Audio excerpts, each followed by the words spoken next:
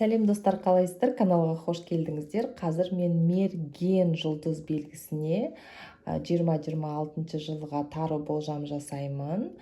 Жалпылай жыл энергиясы қандай болады екен, махаббат, қаржы, денсаулық, және де видеоның соңында карта совет, демек карталар қандай кеңес сізге береді. Сондай расклад жасаймыз. Тыңдаңыздар. Егер сіз мерген болсаңыздар, міндетті түрде сіздерге бұл видеоны қарау керек. Кеттік. Жалпы жыл энергиясы қандай болады екен? Кішкене бүйтіп бұрайық, иә? Жалпы жыл энергиясы қандай болады екен? Асығыс. Карталар анда-мұнда ұшса, асығыс. Немесе мен асыға отырмын, немесе мергендер асығыста. Отбасы энергиясы. Бұл жақсы, иә? Енді мергендер жауапкершілігі мол адамдар. Міне, махаббат энергиясы. Және де міне, туз мечей. Демек, жоспарлаған, ойлаған, өзіңіздің энергияңызды бағыттап жүрген бір проекттер болса, сондай дүниелер болса, міндетті түрде іске асырылады деген сөз. Ал кеттік. Мерген 2026 денсаулық. Мерген 2026 денсаулық. Так. Денсаулық.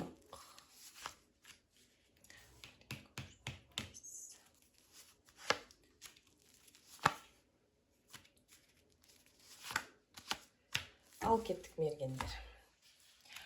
Біріншіден, денсаулықты күту керек. Не болмаса, денсаулықты күтіп ұстамасаңыздар, қаражат жұмсап, денсаулықты жөндеу керек болады. Так, витамин ішеміз, қараламыз, алдын ала профилактикалық алдын алу жұмыстарын жасаймыз. Содан кейін бұрыннан бері мазалайтын, не болмаса жалпылай хронический дейді ғой, қазақша қалай? Хронический деген. Хронический бір мазалайтын ауруларыңыз болса, биыл өкінішке орай мазалауы мүмкін сіздерді. Именно хронический заболевания. Содан кейін энергияңыз керемет негізі. Егерде бала көтерем десеңіз, ер азаматтың энергиясы бұл жалпылай, әйел адамға тоже получается, егерде бала көтерем, жүктілік жоспарлап жүрсеңіздер, кереметтей карта бұл. Жүктілік, ер азаматтың гормондары, әйел адамның гормондары жағынан өте керемет карта. Гормондар жағынан өте сондай бай, энергияға мол жыл болады. Содан кейін, бұл картаның белгісі денсаулық жайлы. Егерде сізді мазалайтын бір аурулар, бір жеріңіз ауырып жүрсе, міндетті түрде оны қарату керек.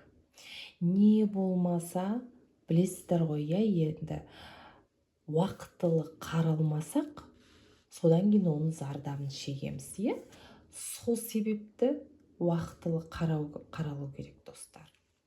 Содан кейін бір, как-то, знаете,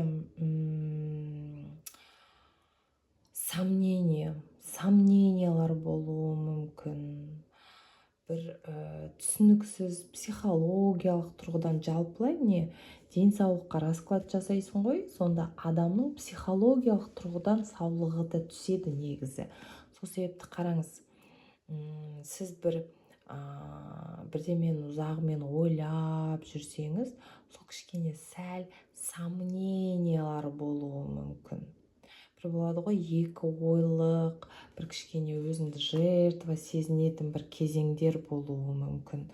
Жылдың аяғына таман. Содан кейін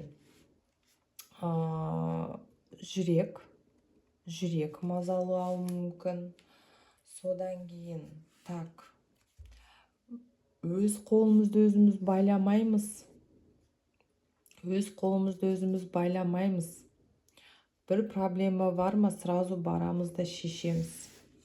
Содан кейін жаман әдеттерден арылу керек. Сразу маған айтып шыға келеді: ой, мен темекі шекпеймін, арақ ішпеймін деп. Мәселе олда емес қой. Дұрыс тамақтану, дұрыс ұйықтау, уақытылы ұйықтау, зарядка жасау. В общем, бұл картаның мағынасы денсаулығыңа немқұрайлы қарама, жаман әдеттерден арыл деген ғой, короче. Көп сөздің қысқасы. В общем, денсаулықты күту керек. Что-то денсаулық жағынан күт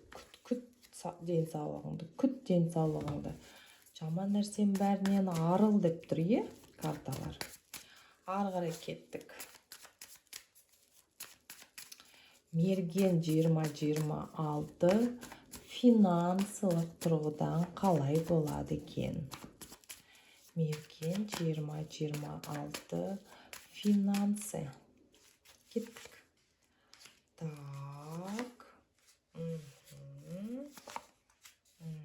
Ой, жақсы карта.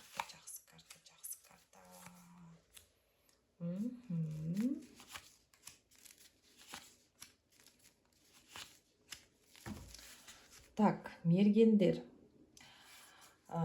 Бұл карта не болмаса сіз мемлекеттік мекемеде жұмыс істейсіз, Жалпы мергендер өте әділ жандар. Бұл дегенің немесе мемлекеттік мекемеде жұмыс жасайсыз, сол жерден табыстасыз. Не болмаса мемлекеттік мекемемен қарым-қатынаста бір табыста боласыз. Не болмаса сіз ИП, ТО сондай дүние болса, онда міндетті түрде сіздің финансыңыз сол мемлекеттік мекемемен бір әрекеттес боласыз. Мысал үшін, налог жағынан, салық жағынан бір отчеттар тапсыру, сондай дүние ғой. Содан кейін 7-ші айда, бір финансылық тұрғыдан именно жұмыс жағынан келетін финансыда бір напряженный бір ситуация болуы мүмкін. Демек, мысал үшін, сіз бір жұмысты атқардыңыз, бірақ ол жұмысқа толыққанды төлеген жоқ деген сияқты, сондай ситуация орын алуы мүмкін. Не болмаса сіз бизнес иегері болсаңыз, мысал үшін бір жоспар құрдыңыз, табысқа. Сол табысы өкінішке орай ойдағыдай болмауы деген сондай бір ситуация орын алуы мүмкін. Бұл 7-ші айда, бұл жазғы айларында. Сентябрь, октябрь айларында керемет финансының көбеюі. Міне, күшті карта. Увеличение финансов. Күзді увеличение финансов. Келесі карта. Бұл дегенің, мысал үшін, сізде бір табыс көзі бар. Бірақ ол қазіргі сәтте актуальны емес, мысал үшін. Содан сіз көздеп жүрсіз. Мүмкін мен басқа бірдемемен айналыссам ба деген сияқты, Сол ауыстыратын уақыт келді деген карта бұл. Демек, біз бір ескі дүниені аяқтап, жаңа дүниені бастауымыз керек деген сияқты. Мысал үшін, менде осы карта бір раскладта клиентімен жұмыс істегенде былайша көрінді. Нан пісіретін цехы бар екен. Нан пісіреді. Сол табысы түсіп қалған. Бірақ әлде да минусқа кетсе де жұмыс жасап отыр. Содан кейін осы карта түседі. Содан кейін мен айтам, сізге бұны жаппасаңыз, ары қарай сізде жүрмейді жаңа жұмысыңыз деп осындай карта түсіп еді. Содан кейін ол адам сол нан пекарнясын жауып, мүлдем басқа бизнес бастап, Содан сол жаңа бизнесінде жолы жақсы жүрді. Сол да осының мағынасы осындай ғой, в общем, сіздерді түсіну үшін сіздерге мысал ретінде келтіріп тұрмын. Содан кейін ақша жағынан бір жүректі ауыртатындай бір ситуация болуы мүмкін. Мысал үшін біреудің уақытылы қарыз қайтармауы, не болмаса бір проекттің іске асырылмауы, бұл үшінші айда. Содан кейін финансы жағынан өзіңізге өзіңіз бөгет жасамаңыз. Кризис болуы мүмкін. Бірақ бұл жерде көрдіңіз бе? Адамның қолы мен көзі жабылып тұр. Көзіңді аш, қолыңды босат, сол кезде бәрі жақсы болады деген мағына ғой. Так, содан кейін екінші айда бір таңдаудың алдында тұрасыз, бір шешім қабылдау керек болады. Бұл жерде батылдық көрсету керек. Батыл болыңыз, қадамдарыңызды нық басыңыз деген мағына ғой. Содан кейін бір самоограничение картасы. Самоограничение деген не? Демек бізде мүмкіндік бар, уақыт бар, бірақ біз іске асырмаймыз, әрекет жасамаймыз. Сол себепті әрекет жасағанда, сонда ғана саған ситуацияның шешімі келеді деген мағына. Содан кейін жыл басталған кезде, осындай ситуацияларға тап болған кезде менің сөздерімді түсінерсіздер. Ары қарай кеттік. Қарым-қатынас. Ең қызық сфераның біреуі қарым-қатынас негізі. Мерген қарым-қатынас жағынан жыл қандай болады екен? 2026 жыл.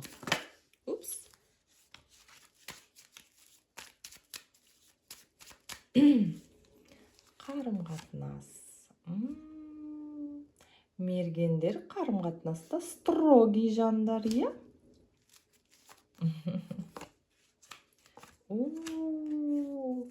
кеудеңіз толып прям қуанасыз. Мүмкін тұрмысқа шығасыз, үйленесіз деген сияқты, Контрольді жақсы көреді мергендер,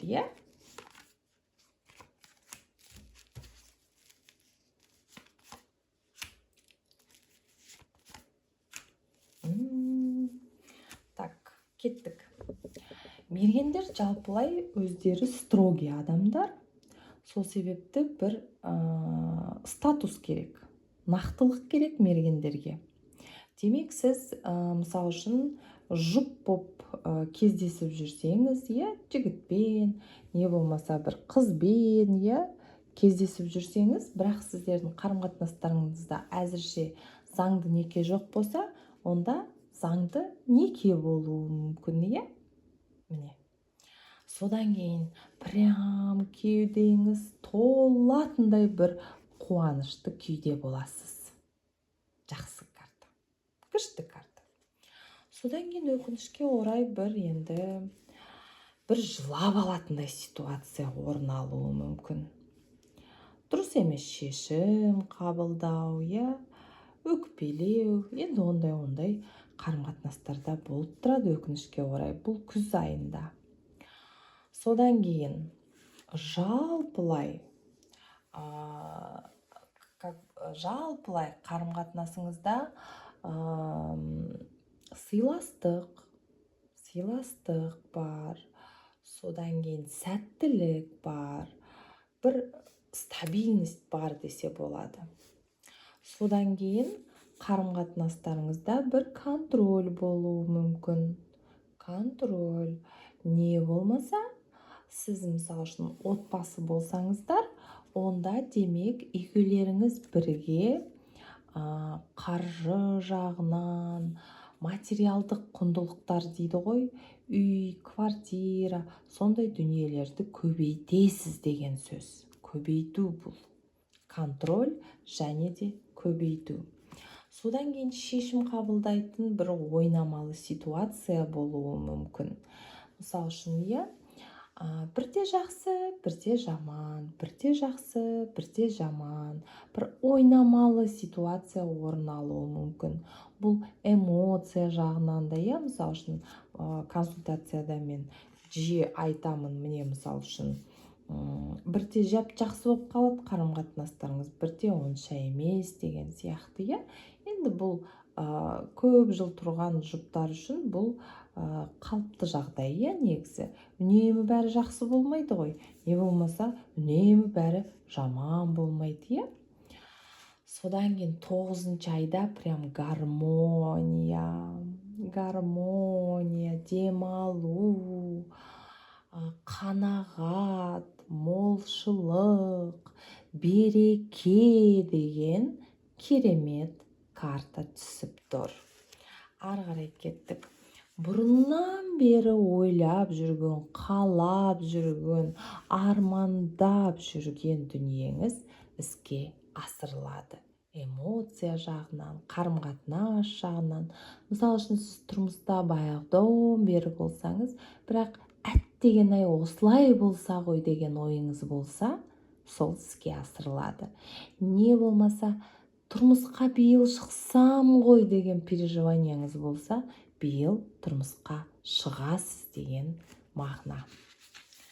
Ал енді кеңес картасын шығарайын. Жалпы мергендерге арналған қандай карта совет береді, қандай кеңес береді жалпылай.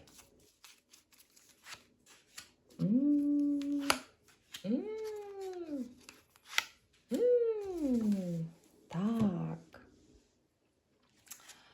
Финансы жағынан өте жақсы жыл болады дейді. Көрдіңдер ме? Мынаның бәрі қаражат, финансы.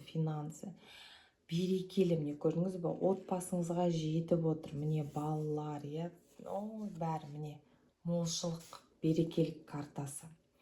Содан кейін тройка пентаклей. Демек, сіз берекелікке, жақсы доход сондайға шығу үшін міндетті түрде жалғыз өзіңіз емес, серіктестікте болуыңыз керек. Бірге ғана сіз нәтижеге жетесіз деген картаның мағынасы.